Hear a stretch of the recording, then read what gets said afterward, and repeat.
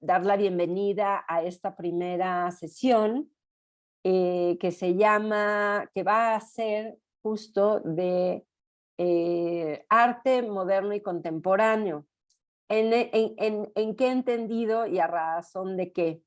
Resulta que ya llevamos, este sería el tercer semestre en el que estoy con los cursos de historia que me invitaron a ser una de las colaboradoras. Y en el anterior módulo, que fue el segundo, porque hemos hecho 1, 2, 1, 2, varias alumnas, porque fueron pues mujeres, nos comentaban que existía como que de pronto una gran duda o probablemente quizás había como una especie de un acto de omisión en el sentido de querer creer que todo el mundo ya entiende, y la verdad es que la idea de este curso es entender el arte contemporáneo, igual el arte moderno, porque el arte moderno, y vamos a empezar por allí, ¿no? O sea, ¿a qué refiere una noción tan compleja como la modernidad, ¿no? Yo le decía mucho a mis alumnos más jóvenes ahí en centro cuando conocí a Rocco, que moderno para mí, literalmente, y se van a reír y ya me pueden ir calculando la edad, es Olivia Newton-John, ¿no? Pero yo le preguntaba a chavos y para ellos era Lady Gaga,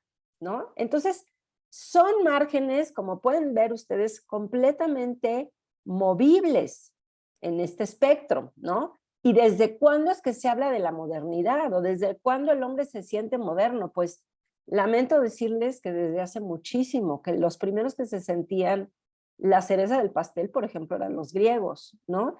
Y los griegos comparten una serie de cosas con los actuales, en el sentido, con los artistas actuales, en el sentido de tener groupies, o sea, una cohorte de fans, una especie de competencia. De los griegos antiguos ya tenemos datos de quién firma qué, a pesar de que eso en el arte media, de la Edad Media quedó pues sin saber porque no era para ese momento importante, ¿no? Entonces, esas podría ser quizás una primera modernidad, pero hay un capítulo muy interesante que se llama La discusión entre antiguos y modernos, en donde justo en un ejercicio hecho entre los sabios, esa es la pregunta que se hace, ¿no? Y la pregunta resuelta es pues que primero se sienten, por ejemplo, los ilustrados, ¿no? Estamos hablando más o menos del siglo XVIII, de la enciclopedia, de las categorías. Y alguien más dice, no, no, no, no, no, no, no, los primeros que fueron, ¿no? Y por eso es que estamos dando un revival del neoclásico, los primeros realmente modernos fueron los renacentistas, ¿no? Y otro se va más para atrás y dice, no, no, no, no, no, no, los modernos fueron los grecolatinos, porque ahí están sentadas las bases. En fin, el caso es que este momento histórico, esta discusión, que la pueden ustedes googlear, se llama discusión entre antiguos y modernos, acaba con con el hombre más viejo de esta tertulia, de esta disquisición, que dice que la historia es como un enano que va a la cabeza de un gigante, ¿no? ¿Quién ve más? ¿El gigante o el enano? Les pregunto yo a ustedes, en este sentido. El enano. El enano, El enano. efectivamente, ¿no? Porque el enano somos nosotros, el enano es la generación última, ¿no? O sea, ¿cuánto tiempo pasamos por hacer esto que a nivel preescolar nos enseñan para representar un cubo de forma bidimensional y ver que es tridimensional, ¿no?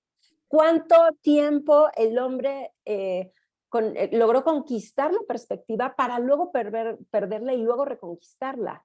Entonces, claramente, sí, el enano somos nosotros y este gigante es la historia y es el cúmulo de información que hay aquí. Entonces, también esa es una cuestión importante porque moderno y contemporáneo han sido en la historia reciente del arte nociones puntillosas. ¿Y a qué me refiero con puntillosas? Con que son cambiables y con que ya lo hemos platicado en anteriores módulos, contemporáneo, ¿no? Incluso dicho por Cuauhtémoc Medina, curador del MUAC, ya empieza a pestar como a viejo, ¿no? Estamos hablando de arte contemporáneo más o menos desde los años 60 del siglo pasado. Entonces, si hacemos las cuentas, pues entonces el año estaría por ahí como por la edad de 60 y tantos años. Entonces, pues ni tan moderno ni tan contemporáneo, o qué es. Y es que yo de pronto pienso que contemporáneo abarca una serie de situaciones y de cosas que son tantas y que responden también a una forma de ver y de ser, en términos de híbridos, en términos de transdisciplina, en términos de que justo a partir de la modernidad entra la tecnología como resultado de la revolución industrial, con ellos primero la fotografía, que también lo vamos a ver, y luego el cine, ¿no? Entonces, aquí también, a partir del arte moderno, se habla también de una serie de híbridos que no tienen nada que ver con soportes tradicionales como son la pintura, la escultura, si no, pues dejamos de hablar de escultura para hablar de instalación. Tenemos pues el performance, ¿no? En donde el soporte real es efectivamente el cuerpo, ¿no? Entonces, toda esta serie de cosas son las que vamos a ver a lo largo de este módulo y vamos a empezar, sí, por el siglo XIX. Y sobre todo como petición de los anteriores alumnas que decían, sí estaría bueno saber cuándo es que se dio la vuelta de tuerca, ¿no? Entonces, voy a empezar por poner al primer responsable de esta situación. Ahí lo tienen, se llama Jacques-Louis David, un hombre en este sentido que pues, en su momento se sentía muy moderno. Jacques-Louis David, como algunos de ustedes seguramente lo saben, fue un hombre revolucionario, no solamente en el uso del pincel, sino también formaba parte de la Revolución Francesa, estuvo en las barricadas, ¿no? O sea, tomó las armas y luego es que se convirtió en el director de la Academia Francesa, que ya para entonces y después del Barroco estaba muy bien cimentada, era un puntal, digamos, visionario, etcétera, etcétera, etcétera, ¿no? Y aquí vemos a Jacques-Louis David, seguramente idealizado por sí mismo, en el sentido de joven, rozagante, vean, hasta las mejillas son rosadas, etcétera, etcétera, ¿no? Ponemos a este personaje porque en él aparecen de alguna manera los primeros cambios entre algo que estaba muy anquilosado a la noción de arte y que tenía que ver con tradición, y a la vez, aunque Jacques-Louis David era más conservador que los que le seguían, que van a ser los románticos, también en él están insuflados, porque además la historia es un proceso y no pasa así, no es como las fechas, ¿no? Sino que hay cambios, estos momentos de cambio, ¿no? Entonces, aquí tienen una imagen que evidentemente es una alegoría muy interesante. Pareciera no religiosa, sin embargo, está apuntando ahí con los religiosos. Es ciudadana, es legal, quiere efectivamente evitar estar relacionada con la noción de la iglesia y del poder eclesiástico. Sin embargo, estamos viendo aquí enfrente un mártir, y un mártir como si lo hubiera pintado Velázquez, ¿no? En esta sensación como de soledad, con una tipografía, fíjense, Amarat, que es la dedicatoria, y David. Así es como David firmaba, o sea, David no ponía, ¿no? Ni un par de letras, solamente tenía esta forma canónica, porque también representaba el revival, digamos, de las formas clásicas, y más adelante vamos a hablar de eso. Y era un hombre que no sé si ustedes conocen su historia, pero pues que tenía una infección, tenía un problema de la piel, lo cual lo necesitaba estar constantemente inmerso en agua. Y cuenta la leyenda, porque además hay dos versiones, en donde hubo una mujer que llegó a él, ¿no? Está justo él tomando el papel que estaba a punto de firmar con unos puntos, con unos edictos, de la mujer que llegó haciéndose, digamos, como su fan y finalmente dañándolo de muerte, ¿no? Y entonces está en ese momento, ¿no? La manera en como David lo estaba poniendo era, murió en servicio al pueblo, ni siquiera en su dolor de esta enfermedad, ¿no? Él dejaba de trabajar, él estaba siempre en función de eso, ¿no? Entonces, también, ¿dónde es que aquí podríamos ver si hay o no una sensación, digamos, de vanguardia? Porque estamos ya alejándonos de, pues, el horror vacui, ¿no? O sea, el horror al vacío, o sea, del barroco y del rococó, que más bien, cuanto más distraída fuera la mirada, cuanto más idealizada, mejor era para el arte. Y aquí vemos un cuadro que es sumamente básico y unitario, ¿sí? No porque antes no los hubieran, pero sí me parece que de lo que hace David es algo distinto, digamos, del común de su obra, ¿no? Y ojo que estamos viendo cosas que, fíjense, fines del siglo XVIII, sobre todo para que comencemos a entender esta transición hacia lo que seguiría, ¿ok? Por favor, si necesitan interrumpirme, háganlo, ya sea por el chat o bien pidiendo la palabra, lo que sea, por favor, no tengan resquemor en pedir. Este otro es también una especie, digamos, de símbolos o mensajes encubiertos. ¿En qué sentido? El rapto de las harinas es en realidad un momento histórico mítico de los romanos, que eran tal cual una serie de hombres como bucaneros, imagínense, como bandoleros, que necesitaban de mujeres para, pues, conformar una nación, ¿no? Sin mujeres y sin progenie, pues no hay forma, ¿no? Entonces mandan a sus vecinos los sabinos unas grandes viandas, ¿no? Toda una serie de cosas para que los sabinos pues se emborrachen, coman, y en el momento en que están justo en ese momento, así, en tal situación, llegan los romanos y los atacan y se llevan a sus mujeres. Y además, no solo se llevan a las mujeres, aquí pueden ustedes ver, ¿no? Que las mujeres están tratando de defender a los hijos de los sabinos, porque como buenos machos alfa, ¿no? Como el tigre que desconoce las crías que no han sido de su simiente y los mata, los romanos hicieron eso, pensando que si los sabinos crecían, se iban a vengar. Entonces, está justo del lado de frente, digamos, o sea, en el eje principal, una cosa que es además totalmente idealizada, porque imagínense ustedes pues que estos hombres fueran desnudos a la guerra. Esas son las licencias que, por ejemplo, alguien como Jacques-Louis David, director de la Academia Francesa, se podía tomar. Evidentemente también, bueno, estas mujeres con el seno al descubierto, pero vean, por ejemplo, el gran movimiento que hay en las lanzas que están atrás, el sufrimiento, ¿no? La piedad, la imploración. ¿Y por qué es importante esto para Jacques-Louis David?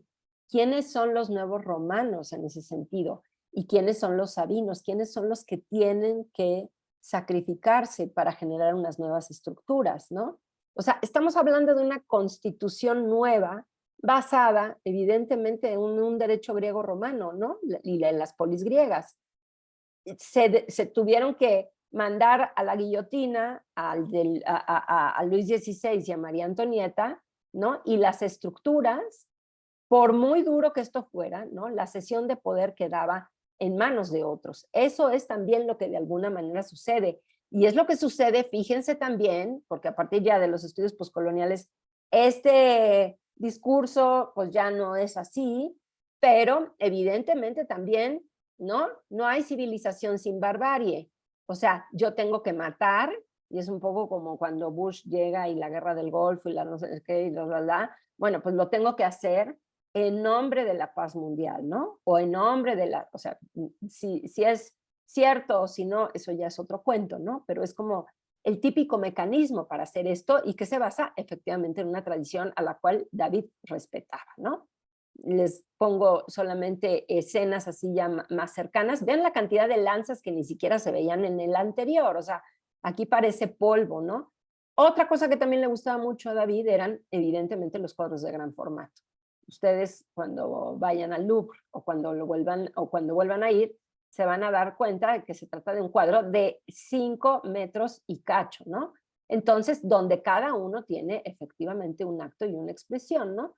Lo cual además dicen, bueno, pues qué tan lejos estábamos del drama y del barroco. Ojo, son procesos. El romanticismo tampoco va a ser tan radical, ¿sí? En realidad, además, Hugh Honor, que es un gran especialista del romanticismo, dice, el denominador común con el romanticismo es que no hay denominador común, ¿no? Y en realidad estos procesos formales, o sea, es increíble que vamos a empezar viendo a David, ¿no? Vamos seguramente a pasar, por ejemplo, por Cuadrado Blanco sobre Cuadrado Blanco de Malevich y todas las vanguardias, ¿sí? Y vamos a terminar seguramente este módulo viendo las implicaciones de la imagen, las minorías, el performance y una serie de cosas que caracterizan efectivamente lo que hoy por hoy se está haciendo, ¿no? Entonces, bueno, pues eso es lo que está también interesante de este curso, ¿no? Otros ejemplos más. Y para que vean que además todo, absolutamente todo lo hacían, o sea, no quedaba nada, ¿no? Y había una cosa que era genial, que era el ondear de la, o sea, no sé, David no podía omitir, ¿no? El ondear de este manto, por muy imposible que pudiera ser, porque la verdad es que pues estaban en plena guerra, ¿no? Y esto me gusta mucho porque además, pues como se trata evidentemente de un mito griego, pues hubieron 1001 raptos de las Sabinas. El más importante y el mejor logrado para mí sí es el de David, pero para que conozcan el barroco, el de Poussin, ¿no? Que la verdad es que en una de esas sí podría ser quizás un poco más verídico, no lo sabemos, ¿no? Aquí los romanos no hay tantas lanzas, si hay mucho caos, se están llevando tal cual a las Sabinas sin que ellas quieran. No hay tanto sufrimiento, ¿no? No hay tanto alarde de este momento crucial en donde van a morir los niños, ¿sí? En donde, miren, hay una mujer que hasta lo está tratando de salvar. A mí me parece muchísimo más escenográfico y dramático, pero también más bien logrado, evidentemente el de David, pero bueno, para que tengan también una referencia anterior, ¿no? El juramento de los Horacios viene a ser también un poco lo mismo, o sea, en este sentido estamos hablando de que, bueno, pues de las nuevas estructuras. Este mito histórico o este pasaje histórico me encanta, ¿no? Que tiene que ver todo con la fundación de Roma y que en este sentido Francia rescata, que acuérdense que también después de David va a llegar aquí un personaje que van a ver y que es nada más y nada menos que Napoleón.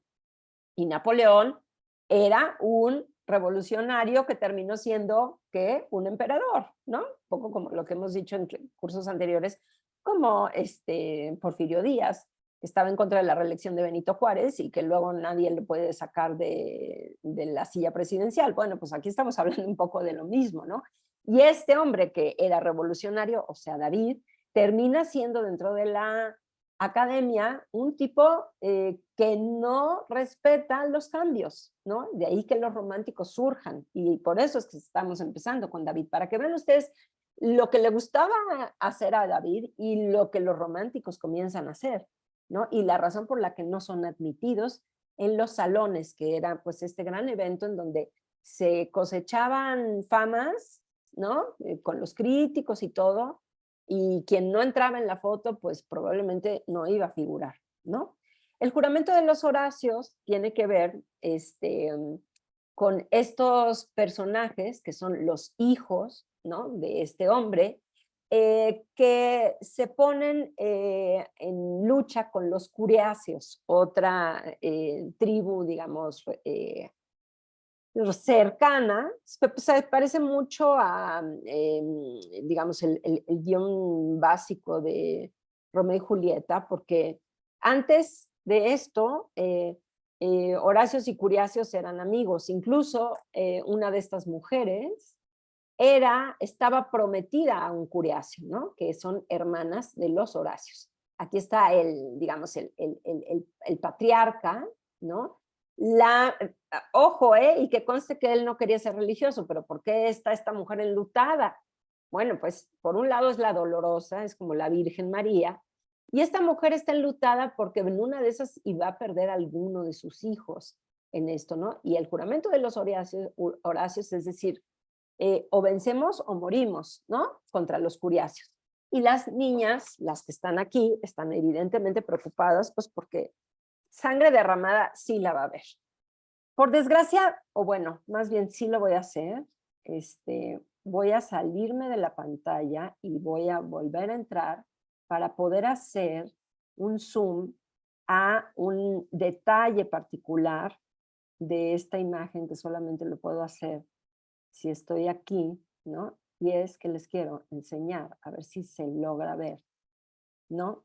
Que la madre, que la abuela, o sea, la mujer de este hombre, está con 2 niños queriendo apapacharlos, ¿no? O por favor no vean.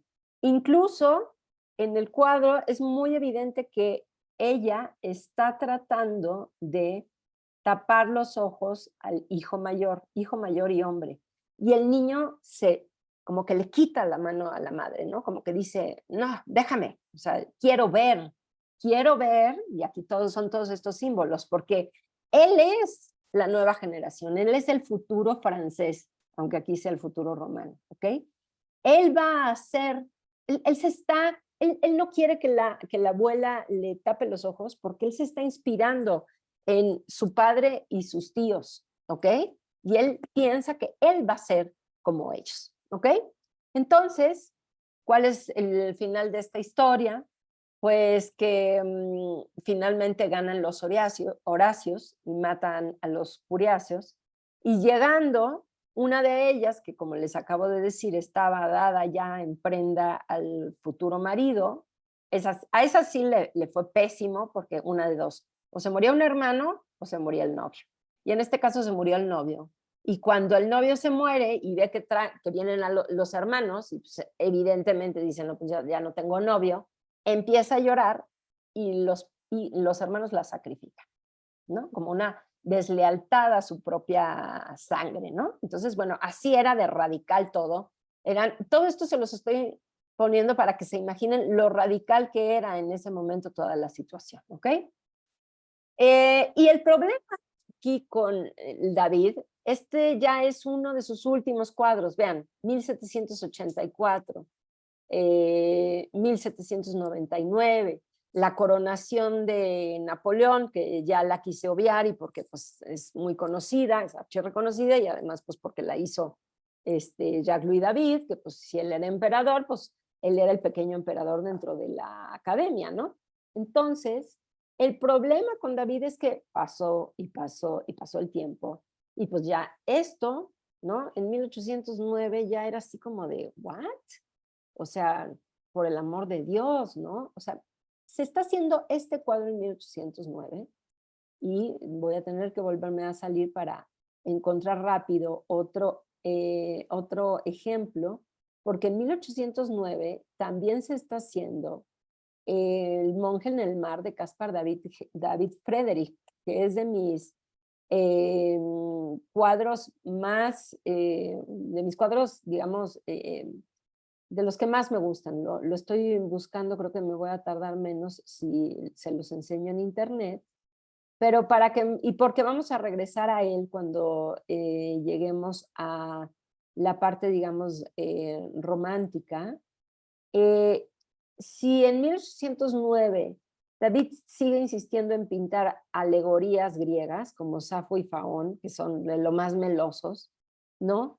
En 1809, Caspar David Friedrich, un pintor romántico alemán, está haciendo este cuadro, que a modo de burla, pero a mí me parece un cuadro bellísimo, y ya luego hablaremos más de él.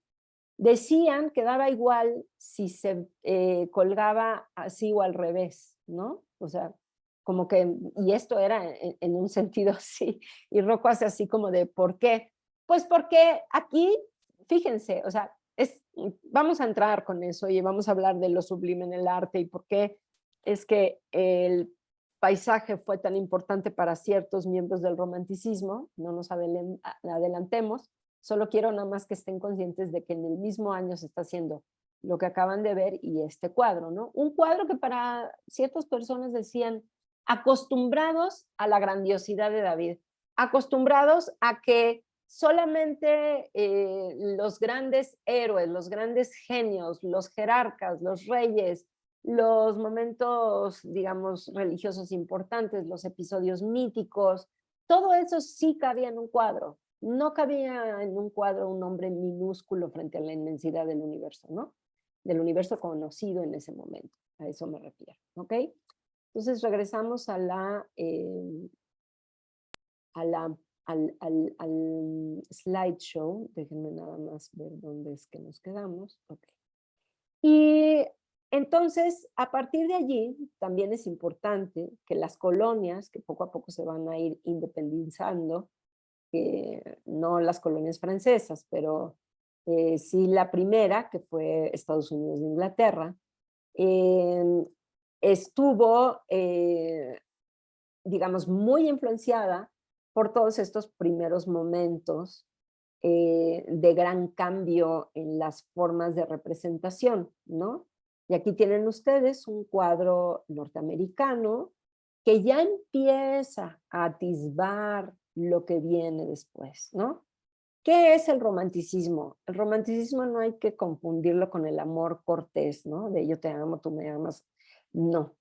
El romanticismo tiene que ver con las causas perdidas, ¿sí? Tiene que ver con la visión de los vencidos y con la visión de los vencidos en un sentido nacionalista y patriótico. O sea, por ejemplo, todas las colonias que durante el siglo XIX intentaron independizarse, unas lo lograron y otras no. Va a ser también momento de este curso, no se preocupen, ¿no? De aquellos que soportan la estructura de un país o de una comunidad, pero que no necesariamente salen en los periódicos. Ese es el espíritu romántico, ¿ok? Y también en el sentido de los artistas o los talentos que no eran reconocidos o que fueron reconocidos a posteriori, ¿no? Podríamos decir Goya, un Goya que al principio sí gozó la fama y luego la ignominia, Blake, ¿no? Que fue, digamos, valorado muy a posteriori, y aun cuando no es romántico, pero se sentía romántico y llega a París pensando que se van a encontrar los románticos, también vamos a ver nada más y nada menos que a Van Gogh, ¿no? Que era un personaje de un espíritu romántico tremendo, ¿no? En ese sentido, de ser el patito feo que a la hora de la hora termina por ser el gran artista, ¿no? ¿Qué les llama la atención de este cuadro? Analícenlo, fíjense bien, ¿no? ¿Por qué vendría a ser un ejemplo de aquello que yo les estoy diciendo de este tremendo choro? Cuéntenme por qué. Perdón, intenté dar a alguien que entró y creo que se me fue también el siguiente slide. A ver, ¿qué podrían decir? ¿Qué les llama la atención de este cuadro? Está muy bien hecho, o sea, digamos, realísticamente y en términos de escala, es una gran maravilla. Y también, ojo, que un gran pintor tenía, entre otras tantas cosas que demostrar, y era, pues, que era muy bueno, ¿no? Entonces, pues todas estas cosas se vuelven hasta una especie, digamos, de competencia consigo mismos, ¿no? ¿Qué les llama la atención de este? El mismo tipo de luz, ¿no? Como concentrada al centro. Ajá. El hombre yendo hacia el tiburón, cuando puede Ajá. ir hacia el otro lado. El hombre que está desnudo. Ajá. ¿Y El por qué? rubio, el único Ajá. rubio. Eso. A ver, esa es la cosa. Supuestamente, John Singleton Copley, que es uno de los grandes artistas del siglo XIX de Estados Unidos, está tratando de llevar una anécdota real de un hombre que, como The Revenant, ¿no? O sea, terminó después del oso vestido como modelo del Ralph Lauren. Bueno, pues hagan de cuenta acá lo mismo, ¿no? O sea, piensen en términos reales, si este era un pescador que se había caído de la barca porque está desnudo, porque tiene efectivamente esta, digamos, halo de grandeza y de luminosidad, tal cual, ¿no? Los cabellos, así, que son así como que se van así batiendo entre las olas, ¿no? Y que, o sea, Además, se ve que es un tipo un poco como, ya no quisiera regresar a los de David, ¿no? Pero bien proporcionado, o sea, en términos como de John Singer está diciendo, yo sí sé pintar, ¿sí? Yo sí conozco de la escala, ¿no? Pero no es que el tiburón se lo quisiera comer y primero con los dientes le destrozara la ropa y luego para que supiera mejor, ¿no? Eso es lo que es hasta cierto punto absurdo, pero eran las licencias que estos personajes se permitían, porque a final de cuentas es el elegido para seguir viviendo. Es un espíritu romántico, ¿no? Les digo, es este personaje que aun cuando sea un pescador, ¿no? Aun cuando logró sobrevivir el ataque con o, ayuda, o sin ayuda de sus compañeros. Ojo, también aquí hay un esclavo negro, ¿eh? Y de eso también vamos a ver después, porque vamos a ver más adelante otros cuadros en donde aparecen y en qué sentido, ¿no? Pero bueno, esto es también lo que quiero poco a poco irles enseñando, cómo es que las cosas iban cambiando más en contenidos que en forma, y eso es muy importante, ¿no? O sea, el romanticismo comienza a transmutar en términos de lo que la imagen quiere expresar, del mensaje que quiere dar, no tanto de pues los cambios drásticos formales que se fueron dando de forma mucho más lenta, ¿ok? Bueno, preguntas, dudas, hasta aquí, ¿nada? ¿Todo bien? Ok. Esta es una frase célebre que me gusta mucho de Nietzsche, el famoso filósofo nihilista, y que dice, ¿no? El más alto sentimiento de poder está concentrado en el tipo clásico. ¿Y por qué? También otra cosa interesante, aun cuando vemos más artes visuales, sí vemos de pronto, evidentemente, cruces con la literatura, con la historia, con la arquitectura. Y lo que es interesante es que lo primero que cambió en términos de tradición y que fue gracias a la foto fue la pintura, ¿no? Fue lo más drástico.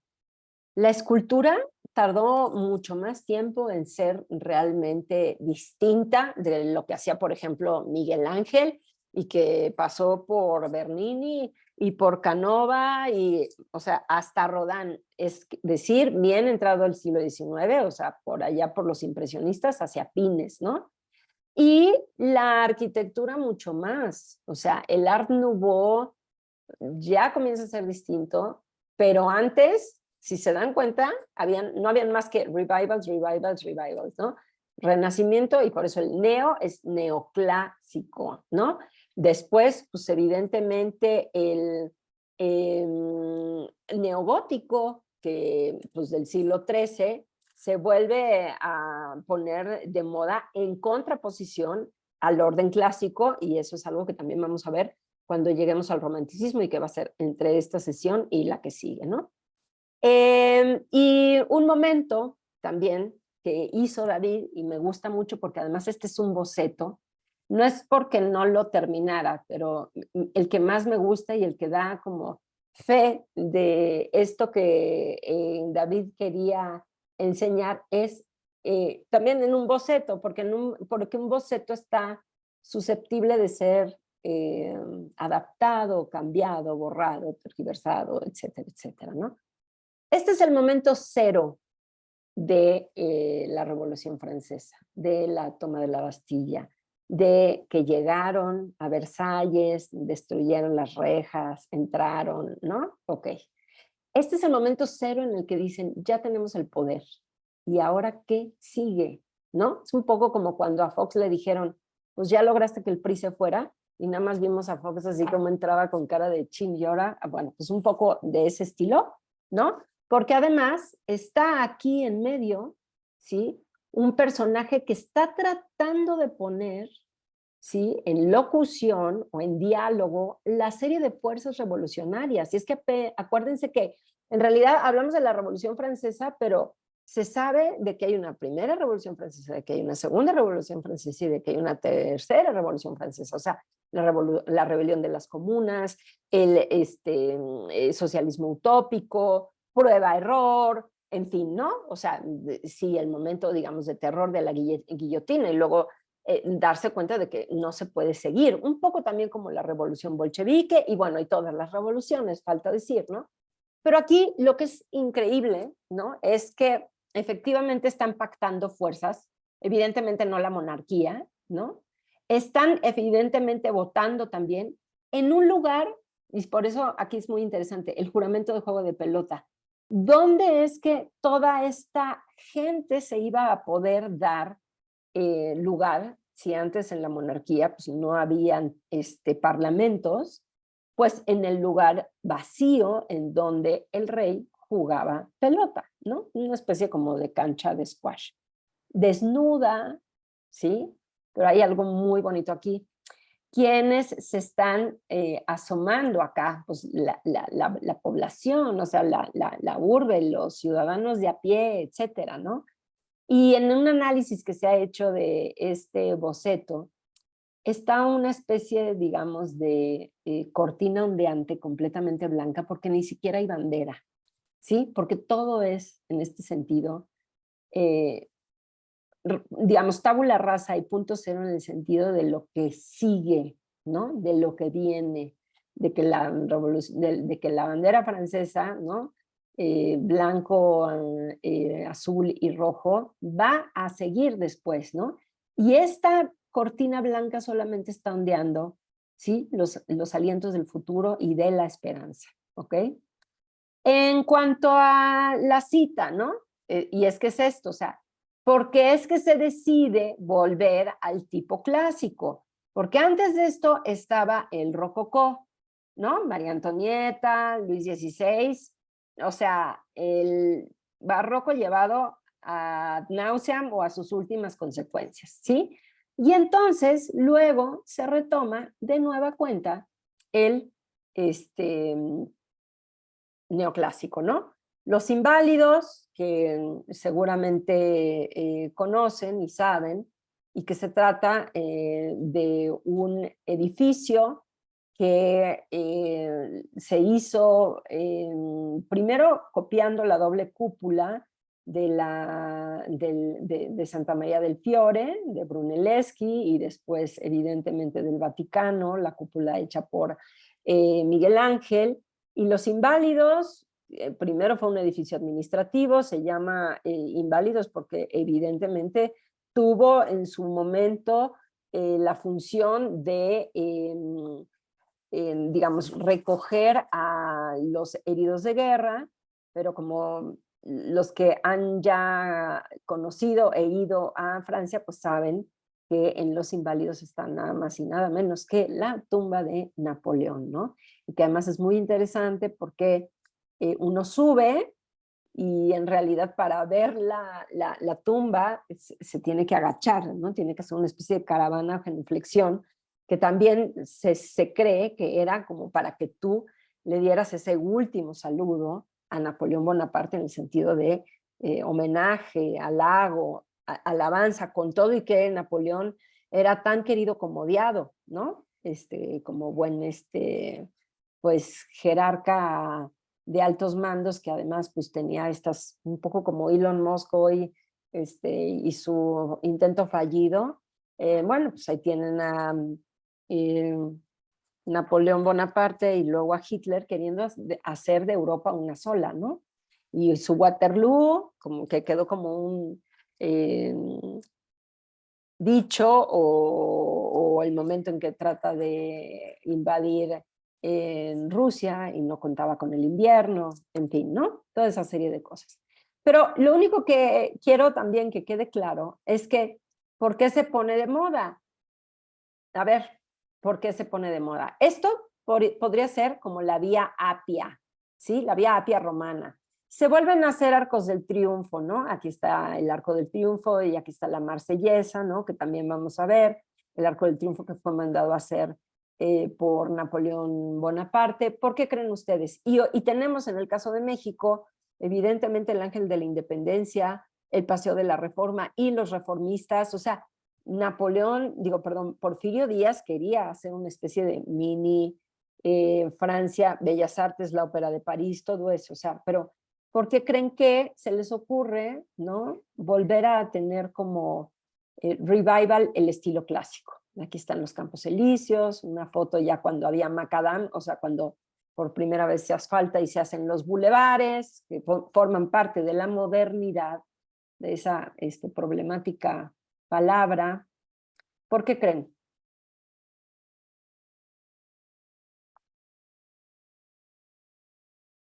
Pues exaltar la grandeza, ¿no? Exaltar la grandeza, El efectivamente. poderío. Exacto, y además hay una cosa interesante que hace Napoleón Bonaparte, acuérdense cuando llega a Egipto y se lleva a los obeliscos y la piedra de Rosetta y Champollion que es capaz de descifrarla, y también junto con todas estas estructuras arquitectónicas que se vuelven a poner de moda, no solamente son las griegas y las romanas, ¿sí? También son el obelisco que está en Francia, digo, perdón, bueno, en Francia el verdadero que se llevaron de Egipto, pero el obelisco, sobre todo estoy pensando en dos muy grandes, porque hay 1001 plazas donde hay obeliscos, pero estoy pensando en el de Buenos Aires, en la avenida 5 de Mayo, que es enorme, y evidentemente el obelisco de Washington. ¿Por qué estaría también el obelisco? Que es una forma egipcia, pero que a partir, y esto es súper interesante, que a partir de que Napoleón lo toma y lo pone, como también es una cosa así como de, esto es mío, yo llegué hasta acá, ¿no? Yo lo traje aquí, yo soy aquel capaz de poner en función pues todo lo que sé y lo que puedo para descifrar esto, ¿no? Y fíjense, así como hay una constitución francesa que se replica después en la norteamericana, Washington también está con esos mismos cánones, la Casa Blanca, ¿no? El Capitolio, en fin, ¿por qué? Porque se hablaba de democracia en el fondo, ¿sí? Y porque con el obelisco, que en realidad es una estructura que es simple y sencillamente conmemorativa, ¿sí? Estaba dedicado en función a quién, a Ra, el máximo poder religioso, ¿no? Que también se podía representar de 1001 maneras, ¿no? El escarabajo, la esfera que representaba el sol, en fin, ¿no? Pero el obelisco estaba siempre, además, guardando los portones, la parte, digamos, principal de las necrópolis, eran, digamos, cuestiones importantes en ese sentido, ¿no? Y les voy a poner ahora un pedacito de un documental que me gusta mucho de PJ Harvey, que justo habla, y es muy pequeño, luego les mando, si quieren los datos, incluso lo tengo, si alguien lo quiere, se lo puedo mandar por correo. Se llama A Dog Called Money. Es una escena, pero sobre todo para que entiendan también cómo estos significados van cambiando, ¿no? Primero son religiosos en el caso de Egipto, luego se vuelven, ¿no? Aparentemente como efectivamente como lo que decía tal cual, y a esto me quiero, ¿no? Así el tipo clásico en el cual también está integrado, ¿no? Formas como el obelisco, ¿ok? Entonces me cambio y nada más para que vean esta pequeñita escena de el documental de PJ Harvey, que es una cantante. Listo, aquí está. Y el documental se llama A Dog Called Money. No voy a dejar toda la canción, me encantaría. Simple y sencillamente escuchen lo que dice ella en relación con esto, ¿ok?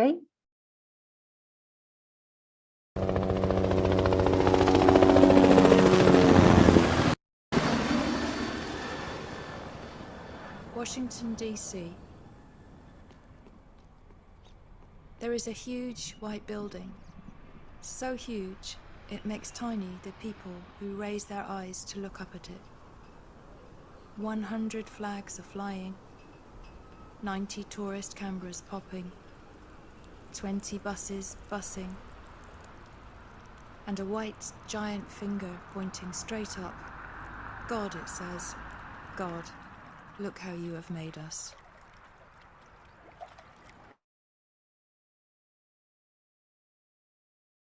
Ok, vuelvo, déjenme nada más, le pongo stop a la presentación y continuamos con el slideshow. Bueno, en este sentido, y también para que se entienda cómo lo que de pronto es religioso y se vuelve radical y luego revolucionario y luego crítico, es lo que pasa y de acuerdo a lo que dice P.J. Harvey en relación con el obelisco de Washington, que fue hecho justo también en el siglo XIX, y que para ella, porque lo que sigue en el documental, en este documental, es pues que efectivamente Washington está dividido, ¿no? Incluso no hay metro en Washington para que la parte pobre de Washington, que eso es lo que se dice en el documental, nunca llegue a la parte rica de, pues de la ciudad capital, ¿no? De la ciudad de los poderes, ¿ok? Y es muy interesante todo lo que comenta en este sentido P.J. Harvey. Ok, bueno, continuamos. Romanticismo, entonces, bueno, ¿en qué momento se da justo la vuelta de tuerca y que tiene que ver, y ojos si están apuntando, ¿no? O sea, la vuelta de tuerca tendría que ver, piensen en una cosa, o sea, por un lado es el arte por encargo, o sea, del mecenazgo y del proselitismo, incluso de la propaganda, quienes hacían arte eran los que podían pagar primer momento crítico en la historia, ¿no? Al menos, digamos, articulado por una serie de personajes, el romanticismo, ¿no? Entonces, a partir de aquí, pues ya no, o sea, sí seguirá habiendo arte por encargo hasta el día de hoy, ¿no? Pero el arte comienza a verse crítico, se desnuda al mundo, se cuestiona a sí mismo, en fin, o sea, hay una serie de cosas que ya no van a ser condiciones sine qua non, ¿no? Lo que habíamos dicho antes, la tradición, el romanticismo rompe con la tradición y lo va a hacer de forma gradual, y de eso va a tratar la primera parte de este curso, ¿no? Y por otro lado, también algo que es importante es, quisiera llamarlo así, y es que es muy difícil hablar, por ejemplo, porque siempre se ha creído que el arte tiene que ser bello. Bueno, sí, el arte en el siglo XVIII, en el siglo XIX, probablemente a principios del siglo XX, ya hay todavía quienes creemos que el arte tiene que ver, ¿no? Estética, ¿no? El principio filosófico que estudia el arte, pero en el romanticismo también se dan, en este sentido, las primeras debates sobre que los mismos artistas quieran o no hablar de sus propias pesadillas o de la fealdad del mundo. Dime, Rocco, vi que alzabas la mano. Sí, pero hablabas esto de que tenía que ser como bello, o sea, en el romanticismo se rompe o se quiere romper. Sí. O sea, ahí sí. empieza el radicalismo. Tal cual. Ahora, va a ser, como dije, sumamente gradual, ¿sí? Claro. O sea, pero sumamente gradual a veces, pero Blake no lo hace gradual, Goya mucho menos. Por eso Goya acaba refundido en la quinta del sordo, porque nadie entiende al final lo que hace. Y ahora, lo que es increíble de Goya es que estuviera adelantado tanto tiempo, ¿no? A lo que vivía. O sea, con cuadros que hoy por hoy ves y dices, pues parece que los hicieron ayer. O sea, y cuadros tan básicos como el del perro, que es de los que más me gustan, ¿no? Pero a eso me refiero, efectivamente, sí. O sea, y ojo, tampoco nos tomemos algo, o sea, han habido artistas, yo creo que es un poco como Galileo Galilei, que dice, ok, sí, la Tierra es plana, porque si no, pues me van a matar, ¿no? Y un poco, pues los renacentistas tempranos, por ejemplo, Giotto que coloreaba alrededor de las pinturas canónicas que hacía, y mucha gente decía, ah, no, claro, es que es un convento y está, ¿no? Está tachoneando porque en realidad lo que él quiere es hacer como que el mármol fuera veteado, y hay mucha gente que dice, no, es que Giotto ya estaba en un momento completamente abstracto, pero pues no había quien lo entendiera, ¿no? Esa es como una gran cuestión. O la ópera non finita de Miguel Ángel, ¿no? Que Miguel Ángel, todo el mundo dice, no, bueno, es que era ciego y es que por eso es que hacía eso. No, la Piedad que la hizo antes de cumplir 30 era maravillosa, y ahora las últimas Piedades pues están, ¿no? Había partes inacabadas, así. Ópera non finita es obra no acabada. Y no, lo que pasa es que Miguel Ángel ya estaba harto de representar la realidad tal cual era, ¿no? Pero en el momento en donde se concentra una serie de fuerzas, es justo en este momento. No es uno, ¿sí? No es la excepción de la regla, no es el paréntesis. Son varios los que van a estar en este sentido, ¿ok? Bueno, pues este es el cuadro, digamos que por muchos especialistas se ha considerado, a pesar de que les enseñé a algunos que ya habían como ciertos cambios, el cuadro en el que se vieron reflejados los románticos. ¿Quién fue Antoine Jean Gros?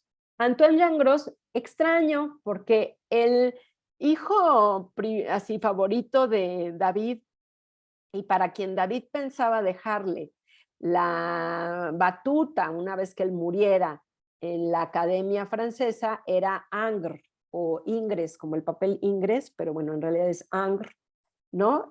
Un tipo también fenomenal, con una forma, digamos, de trabajar el dibujo, sobre todo la línea, las texturas, la luz, alucinante, ¿no? Y extrañamente también le gustaba, y digo extrañamente porque, pues, es que al final de cuentas David se volvió complicado e incómodo, ¿no? Porque pues él quería decir las cosas y poner el punto final a todo. Entonces, permite que digamos, porque él es su mentor, pero el que había sido, digamos, el discípulo de la academia era este jovencito, Antoine Jean Gros, a quien le piden haga por encargo esta famosa cuadro de Napoleón, ¿no? Y la batalla en Eylau. Voy a leer un libro que es tal cual se llama El romanticismo de Hugh Honor, y esto habla, de esto dice de este cuadro, ¿no? Dice, el gigantesco lienzo de 8 metros, bueno, no, es que esto está adelante, no, está hablando de otro, perdón, de otro. Entonces, perdón, aquí ya. A Gros se le tenía por discípulo notable de David, un discípulo del que él mismo David decía haber aprendido, calificándole de rival que animó su espíritu y dio mayor alcance a sus ideas. Los alumnos que no gozaban de la aprobación de David eran los del grupo de pintores recién radicales llamados barbados o primitivos, que influyeron notablemente sobre Ingres. Sin embargo, fue en Gros en quien se miraron los jóvenes románticos. Las figuras del primer plano de Napoleón en Eylau, como lo pueden ver, pintados a tamaño doble del natural, como si fuesen titanes caídos, pero representados, sin embargo, con un realismo sobrecogedor. Este grupo de cadáveres salpicados de nieve y jaspeados de sangre dominan por completo el lienzo. Posiblemente en razón de su escala, están pintados de manera más suelta, con más audacia y virtuosismo técnico que cualquier otra figura en la obra de Gros. No es de extrañar que impresionaran a unos jóvenes artistas en igual medida que sorprendiendo a los conservadores en los primeros momentos, cuyos ojos estaban habituados a la suave perfección de los idealizados y desnudos marmóreos de los pintores neoclásicos. Únicamente a estas figuras iban dirigidos los reparos que unos cuantos críticos formularon cuando se expuso el cuadro en el Salón de 1808, aunque nadie pensó que Gros hubiera roto de manera patente con las enseñanzas de David. Y cabría preguntarse hasta qué punto las posteriores opiniones sobre ellas estuvieron teñidas de motivaciones extra artísticas. Cuando Gros pintó Napoleón en Eylau, el emperador se hallaba en la cumbre de su poder, pero a los pocos años los azares de la fortuna comenzaron a volverse en su contra. A medida que la actitud de los franceses ante la guerra se fue modificando tras una sucesión de victorias pírricas primero y de derrotas después, la retirada de Moscú, las batallas de Vitoria, Leipzig y por último Waterloo, el centro de interés ya no fue la gloria de los vencedores, sino las amarguras del vencido. Fue en Francia, desde luego, donde casi por primera vez en la historia de Europa se consideró el ejército como parte constitutiva de la nación y no como una clase separada. Por ello, los franceses comenzaron, como si dijéramos, a identificarse más con las figuras caídas del primer plano del cuadro de Gros que con el magnánimo Napoleón, ¿no? Entonces, y, ojo, aquí es importante hacer una segunda anotación o énfasis. O sea, está hablando de los franceses, no de los pintores franceses. O sea, a Francia esto le estaba costando su propia gente, los hijos de los franceses, no solamente los impuestos, ¿no? Entonces, he aquí que lo más interesante es que este cuadro por encargo quería hacer de Napoleón un hombre magnánimo, un hombre que dijera, no, acabo de pasar revista a la campaña y las pérdidas del enemigo y aún así, aunque son enemigos, son terribles, pues todo lo contrario, ¿no? Y esto es algo interesante porque no es que Gros lo hiciera a propósito, probablemente fue inconsciente esto de poner este hacinamiento, digamos, de cadáveres en el plano principal y hacerlos un poco más grandes, ¿no? Y afuera, y al fondo, fíjense, ¿no? O sea, el humo, el incendio de los cañones y de la pólvora. Entonces termina por ser este hombre, en lugar de magnánimo, pues ser efectivamente un truán, ¿no? Entonces, bueno, aquí nada más para que vean que realmente resulta o es más enfático, ¿no? Si Napoleón queriendo pasar como el Marco Aurelio, digamos, del que trae el caballo, ¿no? Y que pone justo así la mano como de protección, ¿no? O estos muertos ofrecidos, digamos, a la victoria napoleónica, ¿no? Otro personaje importante es, en este sentido, ¿no? El gran espíritu romántico, lo voy a poner aquí también en el chat, es Charles Baudelaire, ¿sí? Importantísimo, pero no solamente para la historia de los románticos, sino para la historia del arte tal cual moderno en general, ¿sí? Charles Baudelaire, otro revolucionario, Las Flores del Mal, poeta, pero sobre todo también gran conocido por sus textos que dirigía, por ejemplo, a los burgueses de 1848, el famoso texto del dandismo, ¿no? Que ya luego lo analizaremos quizás, o el flaneur, ¿no? Que son como figuras que después incluso son retomadas por personajes como Walter Benjamin, más adelante Alfred de Musset, y que son como característicos de la nueva modernidad, ¿no? De los pasajes que se hicieron en los bulevares franceses, etcétera, etcétera, ¿no? Entonces, bueno, pues se cree que Baudelaire era sumamente extravagante. Yo me acuerdo que tenía una profesora en la facultad que decía que llegaba Baudelaire a los salones con guantes rosas, ¿no? Como un poco también para lebrestar el ánimo, o sea, como en un sentido radical, ¿no? Como un previo Oscar Wilde con todo y lo mal que le fuera a Oscar Wilde, pero bueno, a Baudelaire en ese sentido y en la propia Francia, que era un poco más abierta, no le fue así, ¿no? Son muy conocidos los poemas que le hace a una mujer de la cual estuvo enamoradísima, una mulata. El Spleen de París es otro que también es ampliamente recomendable. ¿Y por qué es que lo vemos aquí? Porque Charles Baudelaire, a través de todos estos textos que acabo de mencionar, está consciente de que para ser un artista moderno, y eso lo hace en el texto que voy a poner también en el chat, el dandismo, y que escribe además de un artista que si no fuera por él, nadie más va a hablar, pero a él le parecía el sumum de la modernidad y era Constant Tanguy. Ahorita les voy a enseñar qué hacía Constant Tanguy, ¿ok? Entonces, Constant Tanguy, el dandy de la época, que era así como el metrosexual, algo, digamos, similar, era aquel que representaba, fíjense, ¿sí? En esta nueva Francia, en este nuevo París, de calles anchas, de bulevares, de pasajes, etcétera, etcétera, etcétera, la originalidad, ¿sí? Suena raro porque estamos muy habituados y es que de un tiempo para acá váyanse y pásense a cualquier zona maco y pareciera que hay una especie de competencia entre los artistas por ser novedosos, por ser originales. Es el primero que dice que hasta ese momento el arte había sido, digamos, un halago a la tradición. Y cuanto más lejano, peor, porque si hablamos de leyes o de cánones o de formas canónicas, bueno, pues en el antiguo Egipto duraban 1000 años, ¿no? Y luego duraron siglos, Renacimiento 2,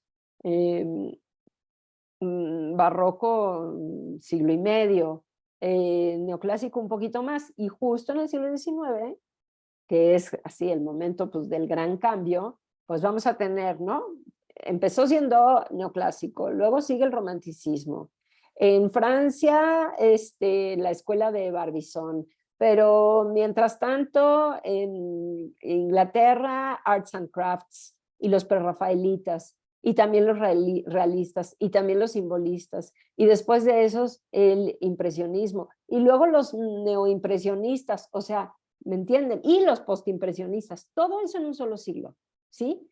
¿Por qué? Porque en este momento habían varias cosas importantes. Evidentemente la Revolución Francesa y lo que conllevó en términos de conocimiento, es decir, enciclopedia, categorías, la revolución industrial que aunada a la tecnología, ¿no? Y digamos la tecnología aplicada científicamente, pues hace pues lo que más adelante iba a ser, pues, y que, a lo que vamos a llegar, pues Primera y Segunda Guerra Mundial, ¿no? O sea, y antes, y en el siglo XIX, pues la Guerra Franco-Prusiana y muchas otras, en las cuales además, pues hacía que estos mismos artistas impresionistas, Whistler y Degas, pues estuvieran en Francia y luego se fueron un rato a Italia por las mismas razones, ¿no? O a Londres, etcétera. Entonces, esto es importante y por eso es que pongo aquí a Charles Baudelaire, porque él dice, ¿no? Y también se equivocan, no crean que todo estaba bien.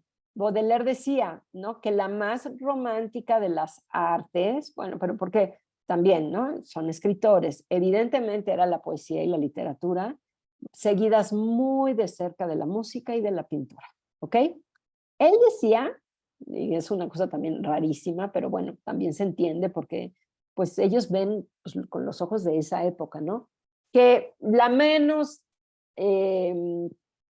digamos, romántica y que en el fondo era también decir revolucionaria, era la escultura.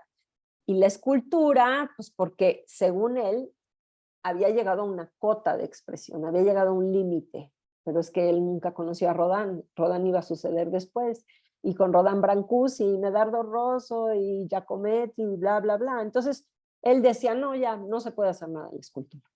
Pero también decía algo que es muy interesante ahora, ¿no? Y después de lo que comentamos al inicio de la sesión, que es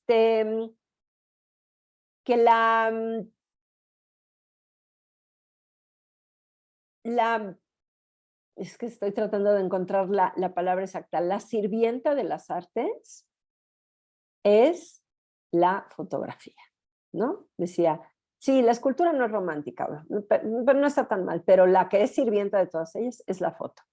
¿Y por qué es que él pensaba de forma tan negativa en la foto?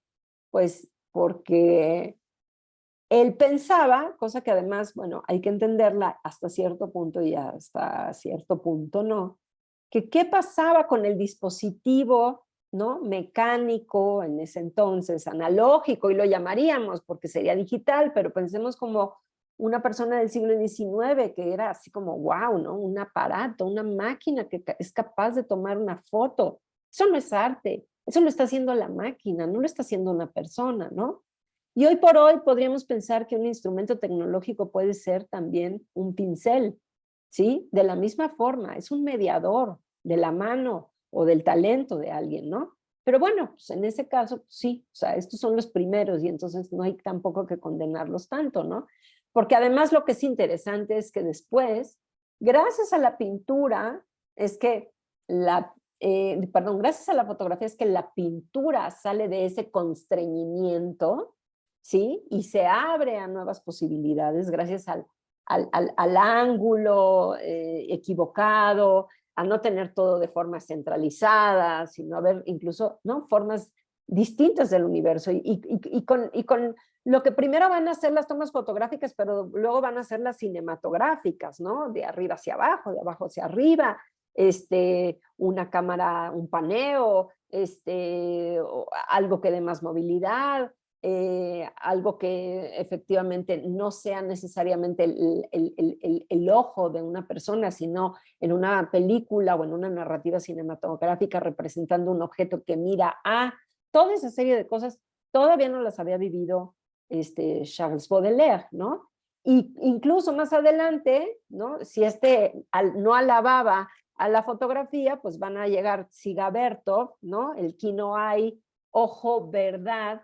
¿Y qué es hoy por hoy? Porque eso también es importante que desde ahorita lo vayamos desmenuzando, sino pues la fotografía, con todo y que ahora ya lo truqueamos y la inteligencia artificial y encontramos de pronto que hay una foto en donde Trump es arrestado o el Papa en una pasarela ¿no? Con una mega chamarra blanca y ya no nos cae tanto la finta, ¿no? Ya decimos, ay, no, esto es truqueado, no, esto es Photoshop.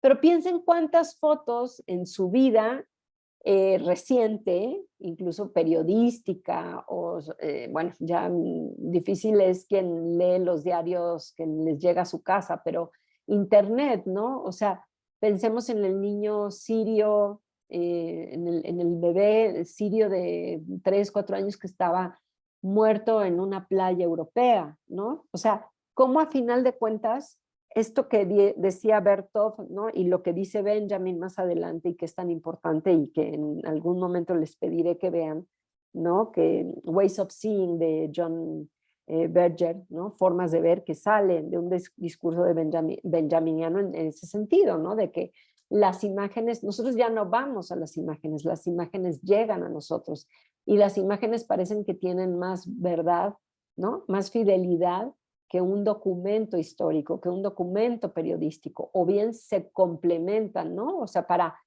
es evidencia, la cámara de vigilancia o la cámara del Black Lives Matter, es esa chispa que logra ser como la escena para comprobar algo.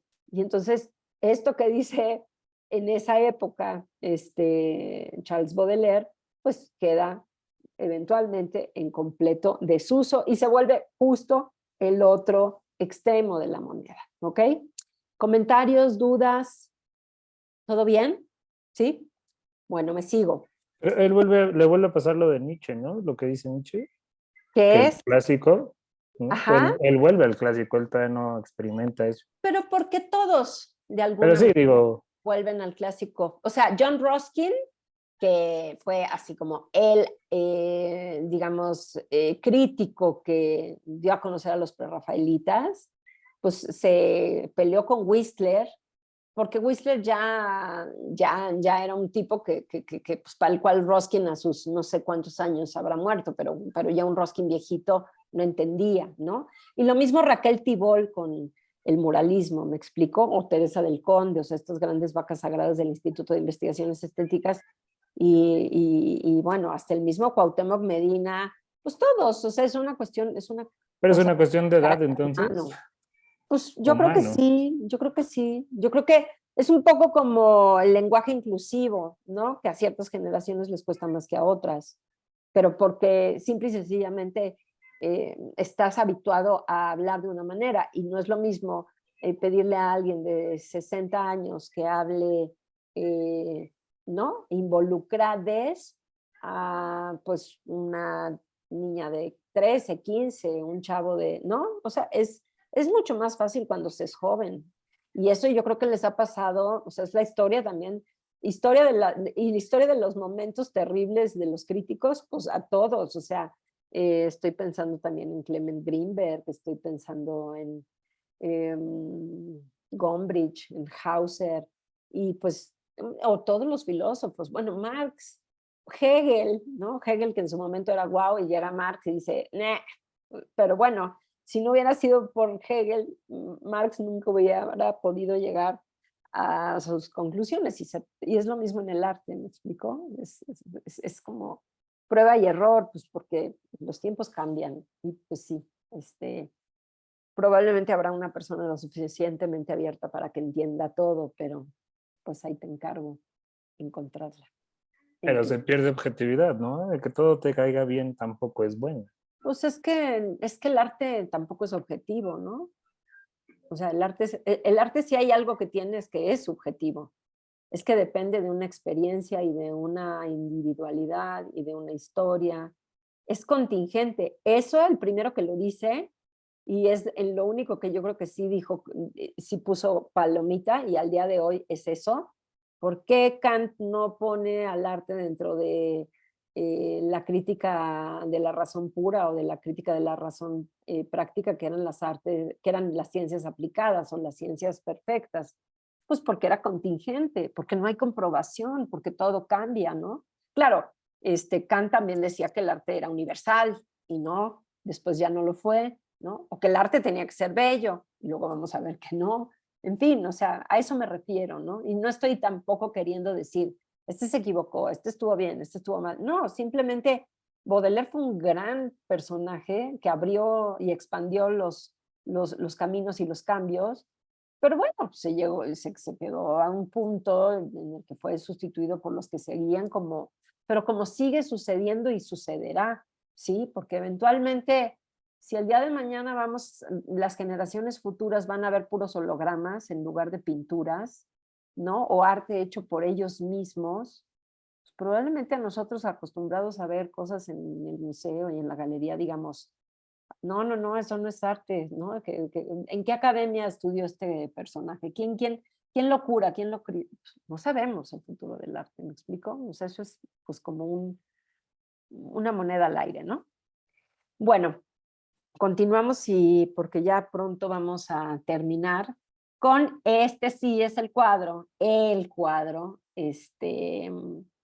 romántico, ¿no? Aquí sí ya no pueden imaginarse. Aquí sí claramente se ve la visión de los vencidos, las causas perdidas, ¿no? Y es interesante porque este cuadro representa un momento real sucedido, un barco que encalla llamado Medusa frente a las costas de Senegal, evidentemente con una embarcación europea. Fue un poco como el grupo de futbolistas que cayeron en los Andes, pero bueno, en ese momento pues ya había fotografía y había películas y había todo, pero es muy, muy, muy parecido en términos, digamos, muy generales, ¿no? Estos personajes se encallan, se tienen que hacer de una almadía, o sea, recuperar los restos de este gran barco, y pues eventualmente hay unos que están agonizando y que están heridos por el accidente y los tienen que tirar y luego llegan también los tiburones y pues a los más a punto de morir también, y esto es lo que se ve, ¿no? O sea, de un lado están unos que ya están prácticamente afuera de la almadía, este hombre meditabundo, pensando en que ya no hay esperanza. Vean que también qué interesante es en términos de composición, cómo los desolados están de un lado, ¿sí? Y los que ven hacia el futuro están del otro, ¿no? ¿Qué es lo que están viendo estos personajes? Bueno, pues están viendo o tierra a la vista u otra embarcación que los va a salvar. Y es interesante saber que en este caso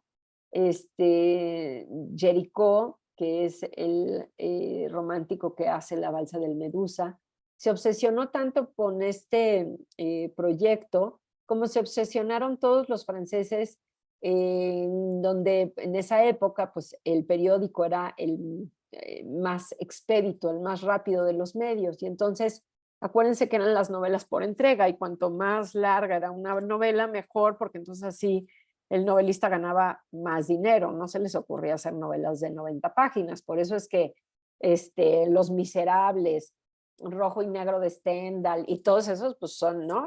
Fortunata y Jacinta de Benito Pérez Galdós son grandes pues porque eran libros que iban haciéndose, publicándose, ¿no? Una y otra, semana con semana. Bueno, pues Jericó llegó a entrevistarse con los sobrevivientes de la balsa del Medusa, hizo una Almadía a escala. Dentro de esos personajes está incluso su gran amigo y también pintor romántico Delacroix, y esto de alguna manera representaba, como ya les acabo de decir, las independencias de las colonias, por ejemplo, las españolas. Vean las fechas, ya se inició el movimiento de independencia. 1810 es una fecha, digamos, importante, no solamente para México, sino para muchos otros países, aprovechándose de la Constitución de Cádiz y rebelándose, ¿no? Pero ahí empezó, acabó 11 años después, ¿no? Entonces, esto en realidad habla justamente de las causas perdidas, del anonimato, de la visión de los vencidos, del sacrificio, pero en términos más humanistas generales sí, pero sobre todo nacionales, ¿ok? Y porque dentro de estos cuadros vamos a ver también la otra versión como La masacre en Quíos, hecha por Delacroix, de las colonias que no pudieron independizarse, por ejemplo, de los turcos, ¿no? Del Imperio Otomano, etcétera, etcétera. O sea, pero en este caso, y también lo que es interesante es la gravedad del cuadro, ¿no? ¿En qué sentido la gravedad? De que vemos, por un lado, pues unos colores como si hubiera habido un trueno y después la voz de Dios. Me imagino un cuadro más de Caravaggio con estos colores así tal cual claro oscuro, ¿no? Y diciendo finalmente sí van a ser salvados, ¿no? Una especie, digamos, de amanecer o atardecer, pero son estos rayos los que hacen que se vea que el mundo cambia, ¿no? Que hay una posibilidad, que hay una esperanza todavía de vida, ¿ok? Y bueno, no quiero dejar de poner también a Delacroix, que estaría, este cuadro está con todo y que es efectivamente inspirado en la reciente Revolución Francesa, que había acabado hacía unas pocas décadas. Piensen también en ciertas cosas. Vean vean abajo, ¿sí? 1830, y si regresamos a 1807, 1808, están utilizando las mismas estrategias, ¿no? O sea, este cuadro en cierto sentido es romántico, ¿no? Y siempre les digo que mi papá tenía un acetato, un vinil de la Marsellesa, y era la ilustración, ¿no?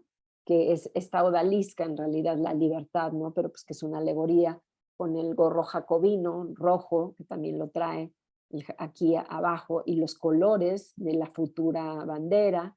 Y aquí vemos efectivamente, pero de los dos lados, si se dan cuenta, ¿no? O sea, militares y no. Esto incluso, vean, digamos, del torso hacia abajo, desnudo, cosa que en su momento yo creo que ha de haber sido así, pues, sí justificado, pero también escandaloso, ¿no? El burgués tomando el fusil, el obrero o el emigrante a la ciudad, digamos, el campesino teniendo el sable, y este niño de la conjura de los Horacios, ese que quería ser como el futuro y que seguramente antes, semanas antes, estaba robándose naranjas en un mercado, ¿no? Agarra la pistola y dice, claro que sí, la revolución, ¿no? Y es el futuro de Francia. Y atrás, vean, además lo que es interesante es Notre Dame de París, ¿no? O sea, la antigua ciudad, o sea, o la ciudad, bueno, de ese momento de París, ¿no? Y nada más, yo creo que vamos a regresar en la siguiente sesión, y porque ya son 7:30, pero para que nada más no se me queden con esta idea de que, ¿qué? Vamos a estar, ¿cuánto tiempo en el siglo XIX? Es interesante ver cómo está este cuadro de Delacroix, La muerte de Sardanápalo, ¿sí? Y esta foto de Jeff Wall, de 1968, de Destroyed Room, ¿no? Y que muchos críticos han dicho que esta imagen es como una caja de luz encima de este cuadro. ¿Sí ubican las cajas de luz? ¿Todos? ¿Sí? O sea, incluso Sí. en términos de montaje.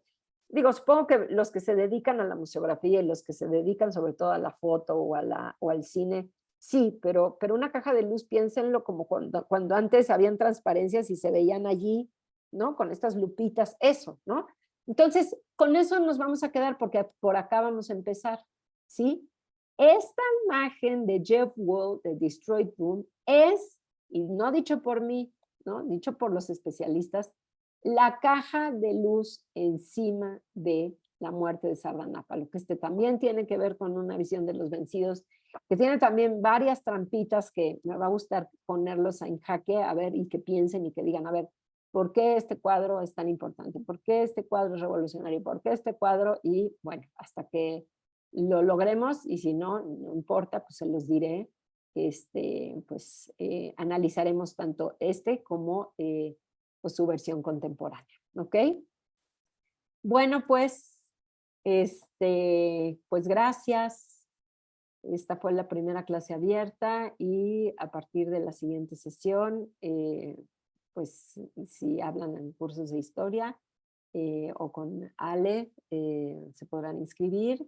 Lo relativo a los horarios, pues yo no tengo problema de que fuera o de 6 a 7:30 o de 7 a 8:30. Entonces, por favor, si hay alguien que les interesa más el segundo horario, no duden en solicitarlo. Ahí ya les pusieron en el chat el teléfono de cursos de historia para la inscripción. Si me mandan sus correos para poderles enviar la clase grabada, se los echo y ahí tienen mi correo.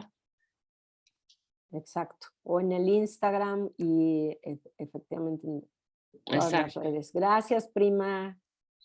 Era Corina, Rocco. Corina. Wow, qué bien. Corina, la Corina que tú conoces. Sí. Sí. Sí, ya es mamá. Ya por sé, cierto. hemos estado ahí en Instagram poniéndonos ok. al tanto y Sí. así. Muy Desde bien. hace años quiero ir a Chile, Pues te estás tardando. es que ahora tengo que pensar en 3. No, bueno, sí, te entiendo. Yo dije En lo 3 mismo vuelos. y sí, tuve que tener para el pasaje de 4 para poder ir, pero no te vas Sí. a arrepentir. Sí, estoy seguro que no. Muy bien. Bueno, pues muchas gracias. A ti. Muchas Un gracias. gustazo. Cualquier cosa me avisa. Se ponen Claro en que sí. contacto conmigo. Gracias, Sara. Gracias. Ok. Nos vemos. Gracias. Bye. Bye bye. Bye, Ale. Bye bye.